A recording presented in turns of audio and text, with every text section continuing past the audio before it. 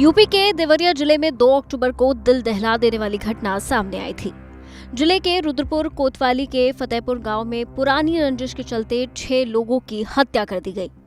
इस घटना को लेकर पूरे इलाके में हड़कंप मच गया और चीख पुकार से पूरा गांव सहम उठा। गांव में अभी तक तनाव का माहौल है। ऐसे में दोनों ही पक्षों के अपने अपने तर्क हैं और दोनों ही इंसाफ की गुहार लगा रहे हैं। अब दोनों ही परिवारों की बेटियां सामने आई हैं और अपने अपने दावे कर रही हैं। प्रेमचंद्र के परिवार में उनकी 3 बेटियां और पत्नी है जो इंसाफ की गुहार लगा रहे हैं, तो वहीं सत्यप्रकाश का जिंदा बचा बेटा है और बेटी है जो अपने घर के 5 लोगों के लिए इंसाफ चाहते हैं। ऐसे में दोनों ही परिवारों की बेटियां आमने सामने आ गई हैं और अपने अपने तर्क रख रही हैं। प्रेमचंद्र की बेटी अलका ने कहा कि पापा के पास सोमवार की सुबह एक कॉल आया था। पापा घर से बाइक लेकर सत्यप्रकाश दुबे के घर की तरफ गए। वहां उन लोगों ने पापा की हत्या कर दी। अगर सत्यप्रकाश का बेटा चाहता है कि सबको फांसी हो, तो मैं भी चाहती हूं कि पापा के हत्यारों को फांसी हो। वहीं सत्यप्रकाश दुबे की बेटी शोभिता ने तहसीलदार, एसडीएम और एसओ पर भी आरोप लगाए हैं।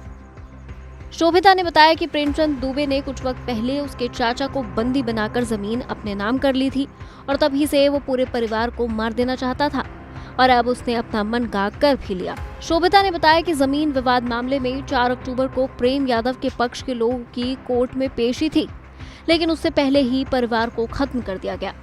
शोभिता ने कहा, यही कहना चाहती हूँ योगी आदित्यनाथ जी से कि हमारे जो भी एक भाई बचा है, 2 भाई बचे हैं और मैं बची हूँ अपने पिताजी के से, हम लोग को पूरी कड़ी सुरक्षा दी जाए और हमको एक कोई सरकारी जॉब दें। मेरे दोनों भाइयों को पूरी भरण पोषण की खर्चा उठाएं, क्योंकि हमारे गार्जियन अब रहे नहीं और जो उस माफिया के चंगुल में जो भी हमारी ज़मीनें हैं, कब्जे हैं, जितने भी के उन हमारी समस्त पैतृक संपत्ति को माफियाओं से मुक्त कराई जाए और जो जैसे हम या तो जितने इसके गैंग के हैं इसके गैंग के या तो एनकाउंटर किया जाए ताकि इंसानियत के नाम पे और संविधान के नाम पे ऐसा फिर दोबारा दर्दनाक घटना और किसी के साथ न घटे, या तो शासन से फांसी की सजा की जाए।